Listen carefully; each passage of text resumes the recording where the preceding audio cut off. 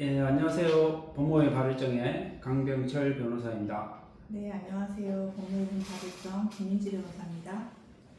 저희들이 오래간만에 이제 유튜브를 찍는데 이제 그 전에는 이제 좀 많이 바빠가지고 이제 많이 못 찍었습니다. 근데 이번에 이제 여러 사건을 수임하는 과정에서 이제 좀 사례들이 많고 또 그 사례들을 통해서 이제 소개를 시켜드릴까 해서 이번에 저희 자체적으로 또 제작하게 되었습니다. 일단 오늘 저희들이 해야 될 앞으로 쭉 해야 될 내용을 간단하게 말씀드리자면 일단 제명으로 가지고 얘기했을 때는 상관모욕 그리고 이제 군인 강제추행 그리고 군무이탈 사건을 이제 좀 말씀드릴까 합니다. 그래서 사건 중에 많이 이제 상담하고 문의가 들어오는 게 이제 상관모욕 사건이 좀 많이 요즘 들어오더라고요.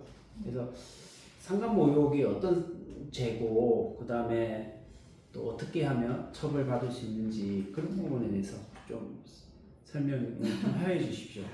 네, 상관모욕죄는 군형법 제64조에 이제 정하고 있는 범죄인데 말 그대로 상관을 모욕했을 때 성립하는 범죄입니다. 처벌은 상관모욕에 두 가지가 있는데요. 상관면접모욕하고 상관공연모욕 이렇게 두 가지가 있고 상관면접모욕 같은 경우에는 2년 이하의 징역이나 금고에 처하는 것으로 되어 있고 상관공연모욕 같은 경우에는 3년 이하의 징역 또는 금고에 처한다고 되어 있습니다.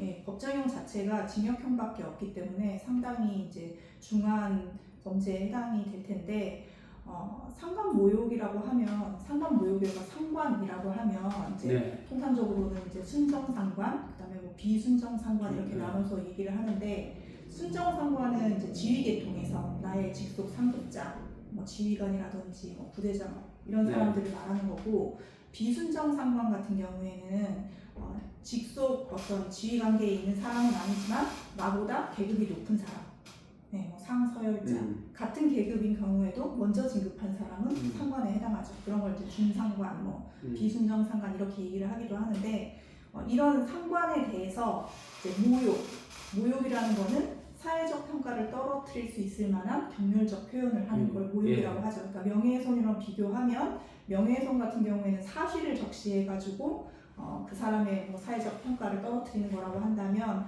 모욕 같은 경우에는 추상적 표현을 통해서 경멸하는 추상적 표현을 통해서 그 사람에게 그 사람의 사회적 평가를 떨어뜨리는 내용 그런 걸 이제 모욕이라고 합니다.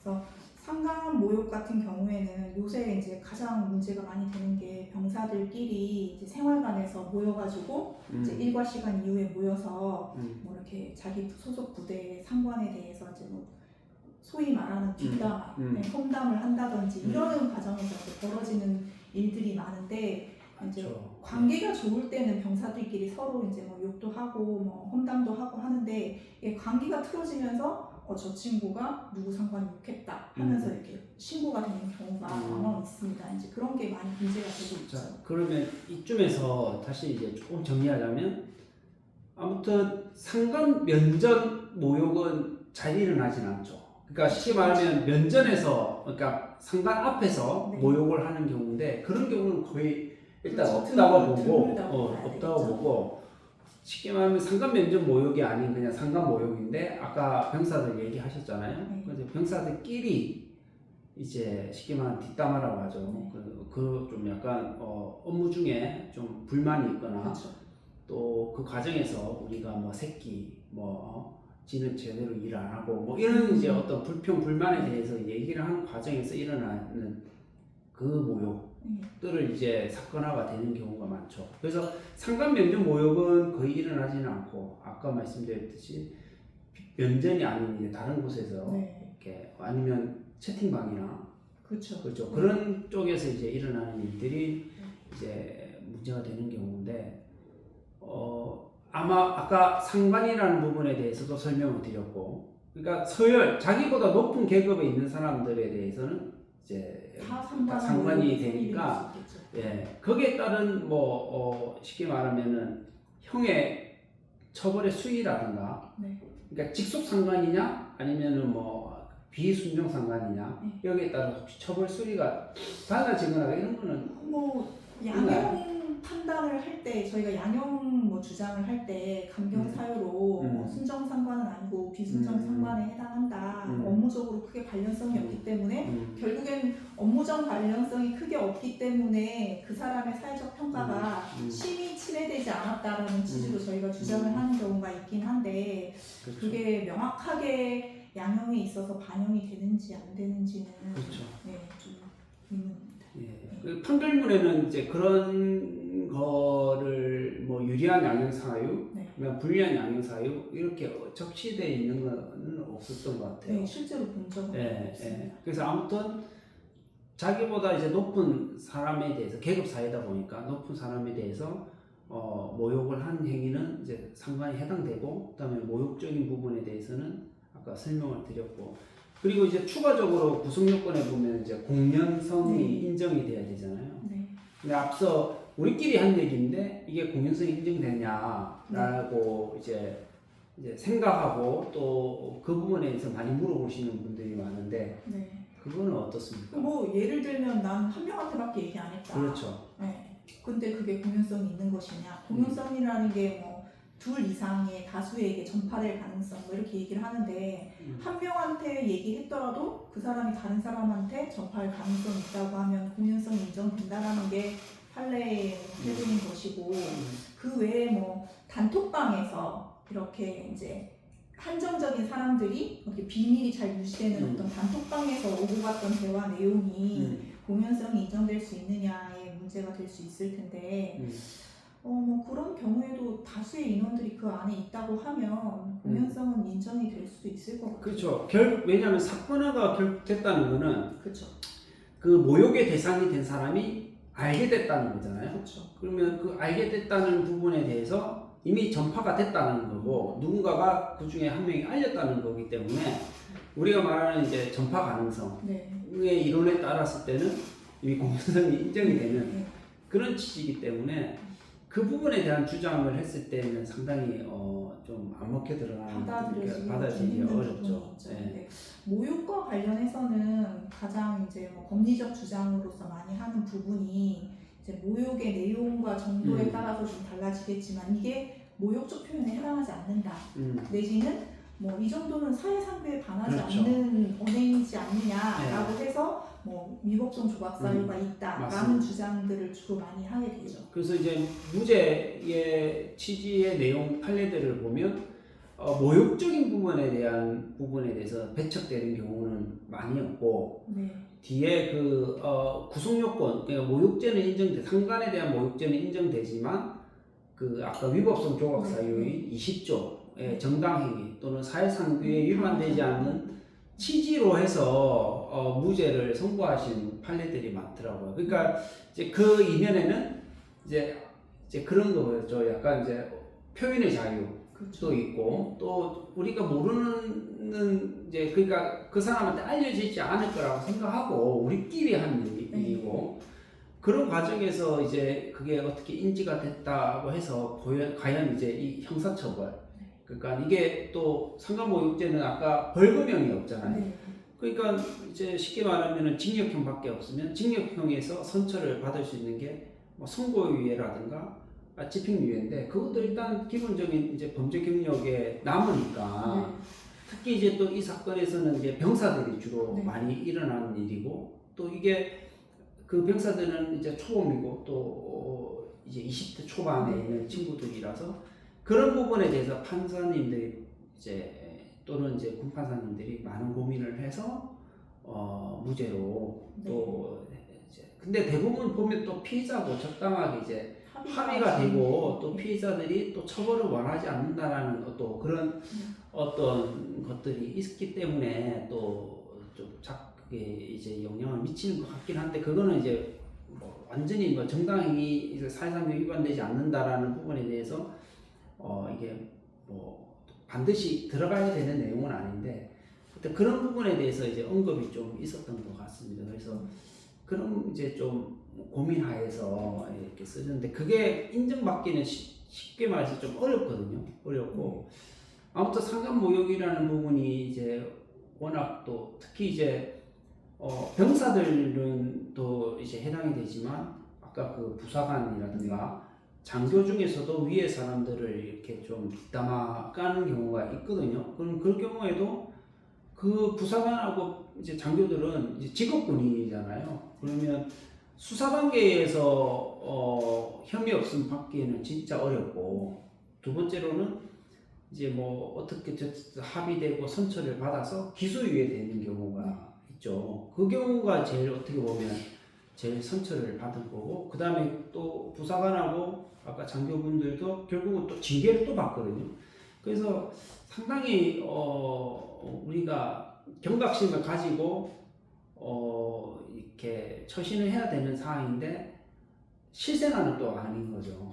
그래서 이런 일들이 저희들한테 많이 이제 문의가 들어왔고, 결국은 재판 가서 솔직히 말씀드리면 재판 갔을 때도 합의가 안 되고 또 여러 가지 이유에 의해서 집행유예가 돼서 이제 전역하신 분도 있고, 또 그 전에 수사 단계에서 미리 이제 오셔가지고 기소유예된 사례가 있고, 그 다음에 뭐 재판 단계에서 선고유예 받은 사례도 있고, 네. 하여튼 그런 식으로 일단 진행이 됩니다. 그래서 네. 수사 단계에서 기소유예를 받았던 사례를 이렇게 쭉 살펴보면 대부분은 그 상관인 피해자와 합의가 되고 모욕 표현의 어떤 정도가 좀 경미하고 이런 경우에는 기소유예로 가는 확률이 좀 높아지는 것 같고, 재판 단계에 가서도 합의가 좀 중요하게 큰 비중을 차지하는 부분인 것 같고요. 표현의 정도, 그다음 뭐 일회성인지 일괄적인지 그 모욕적 표현을 하게 된 이제 경위 이런 게 되게 많이 작용을 하는 것 같아요. 아, 그리고 공탁도 있었죠. 공탁도 네, 공탁해서 선고유예 받은 경우도 사례도 있죠. 네. 그러니까 피해자가 합의가 안 되면 이제 일부 금액에 대해서 이제 공탁을 했던 점에 대해서 그 판사님이 선고유예를 하실 때 유리한 양형 요소로 이제 넣으신 경우도 있고요. 그래서 여러 가지 이제 선처를 받기 위해서 이제 변호사를 조력을 받는 게 이제 수사 단계에서부터 받는 게 제일 좋을 것 같고, 일단 또 추가적으로 말씀드리자면 다 안 돼가지고 이번에는 이제 우리가 이제 상관모욕에 대해서 하나 말씀드리자면, 상관모욕이 약간 형이 너무 높잖아요. 벌금형을 선택할 수 없게끔 돼 있어가지고 불이익이 너무 많이 있고, 또 표현의 자유라든가 사생활 이런 부분에서 이제 문제가 되어서 법원에서 법원에서 판사님이 위헌법률 심판 제청을 청구를 하는 사안이에요. 그래서 지금 현재 상관모욕에 대해서 헌법재판소에서 이게 너무 과중한 거 아니냐, 이런 부분에 대해 비례 원칙에 위반돼서 위헌의 소지가 있다라고 해서 지금 헌법재판소에서 그 부분에 대해서 심리를 하고 있는 중입니다. 그래서 그런 부분에 대해서도 저희들이 이제 변호인 의견서에 또 넣어서 이렇게 이제 또 재판부에 알려드린 경우도 있습니다. 그래서 이게 상관모욕 부분에 대해서는 평상시에 솔직히 뭐 많이 왜 이제 뭐 군대 생활하면서 불평불만이 없을 수가 없잖아요. 그러다 보면은 이제 뭐 모르는 상황에서 조용한 거 믿고 이제 친한 상대에서 아니면 또 술자리에서 욕을 했는데, 그 욕이 이제 그렇게 이제 또 그 상관에 들어가서 이미 인지가 돼서 이제 고소가 돼서 사건화가 되고, 그렇게 해서 이제 좀 일어나는 일들이 많이 있습니다. 그래서 요즘은 이제 그런 부분에서 상관모욕죄가 많이 상담도 오고 이제 진행이 되고 수임을 맡아서 이제 진행을 했던 것들이 있어가지고 좀 이제 사건화가 안 되기 위해서는 좀 잘 조심하시고, 또 이런 이제 상관모욕죄로 얼마든지 내가 이게 기소가 될 수 있고 처벌을 받을 수 있겠구나라는 거를 항상 이제 경각심을 가지시고 생활을 하시는 게 또 좋을 것 같고, 물론 이제 일반인들 그러니까 사회 나오셔서도 이제 모욕죄라는 게 있거든요, 그죠? 그래서 모욕죄라는 부분이 있어서 그 모욕죄가 결국은 나중에 벌금형도 받고, 또 경우에 심한 경우에는 또 징역형이라든가 집행유예를 받을 수 있는 사안이라서 기본적으로는 이제 그런 부분에 대해서 이제 경각심을 가져서 잘 안 하시는 게 좋죠. 네. 제가 말씀드리고 싶은 건 이제 보통 보면은 이제 상관 모욕으로 이렇게 사건화되는 경우가 단순한 불만에 더해서 욕설이 포함되면 대부분 상관 모욕으로 입건이 되는 것 같아요. 욕설, 그다음에 이제 상관인데 놈, 네, 새끼, 네, 이런 표현을 하게 되면 상관 모욕이 아니라고 하기가 참 어렵거든요. 그러니까 그런 표현은 평소에도 좀 조심하시는 게 좋을 것 같다는 생각이 들고 서두에 말씀드린 것처럼 상관 모욕 자체의 법정형 자체가 징역형밖에 없는 범죄이기 때문에 만약에 상관 모욕으로 입건이 되셔서 조사를 받아야 되는 상황이라고 한다면 수사 단계에서부터 좀 변호인의 조력을 받는 게 좋겠다라는 말씀을 드리고 싶습니다. 네.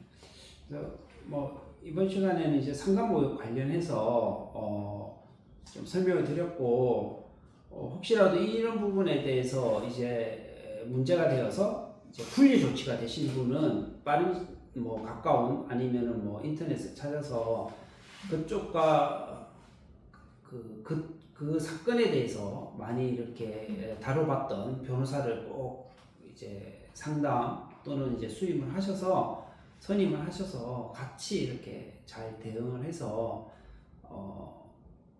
최대한의 어떤 이제 선처 또는 사실관계가 또 아닌데 또 누군가가 음해를 해서 이렇게 됐다고 하면 사실관계를 이제 우리가 아니다라는 부분에 대해서 충분히 입증을 하고 또 변호사로서 조력을 받아서 잘 헤쳐나가야 되거든요. 그래서 최대한 빠른 시간 내에 상담 등을 통해서 같이 진행할 수 있도록 그런 또 지혜를 또 발휘할 수 하셨으면 좋을 것 같습니다. 이상 상담 모형에 대해서 이제 좀 설명을 드렸고 너무 시간이 없는 관계로 저희들이 일일이 그 상관 모욕 다뤄왔던 사건들에 대해서 좀 설명을 이제 못 드렸는데 저희들이 이제 그 홈페이지하고 블로그에 승소 사례들이 있어요. 상관 모욕 관련 분사건 관련해서 그 부분을 좀 참조해 주시면 될 것 같습니다.